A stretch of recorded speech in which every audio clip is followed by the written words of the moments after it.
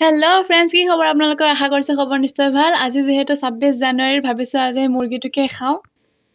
মুৰ্গীটো মৰাবৰ বাবে দেউতাক দি দিলোঁ। যিহেতু কয় মানুহবিলাকে ছোৱালী মানুহে হেনো মুৰ্গী মাৰিব নাপায়, হত্যা কৰিব নাপায়, সেইকাৰণে মই কৰা নাই আৰু দেউতাকে দি দিলোঁ। ইফালে কলপাতখনো আনি ল'লোঁ, এয়া গৰম পানী। মুৰ্গীটো গৰম পানীতে দি কিনি পাখিখিনি এৰাই লওঁ। মুৰ্গীৰ পাখিখিনি গুচাই হৈছে আৰু প্ৰায়। এইবোৰ কামত অলপ এক্সপাৰ্টে আছোঁ বাৰু ময়ো। ঘৰৰ এইবোৰ কামত মানে ময়ে আৰু দেউতাই নকৰে এইবোৰ কাম, ময়ে কৰোঁ যি। মুৰ্গীটো বাছি অলপ শিকি ল'লোঁ। ধুই পখালি লৈ এতিয়া কাটি আছোঁ। মুৰ্গীটো আকৌ এতিয়া নাখাওঁ, এইটো সন্ধিয়াৰ কাৰণেহে। এতিয়া আকৌ বেলেগৰ নিমন্ত্ৰণ আছে, তালৈকে যাম। ইফালে মায়ে বিন ছিঙি আছে ঘৰৰে বাৰীৰ। গাহত তেজ ছিটি গৈছে যিহেতু গা ধুওঁ। গা পা ধুই আহিয়ে মই আকৌ ভিডিঅ' বনাবলৈ কাৰণে মায়ে হাতে বোৱা কাপোৰযোৰকে পিন্ধি ল'লোঁ। এতিয়া গৈ আছোঁ খুৰা তাত। আহিয়ে ভাতৰ পাততহে বহিলোঁ। খাহী মাংস, দালি, চব্জি, বইল তৰকাৰী আছিল। এয়া মা, এইফালে খুৰী এজনী।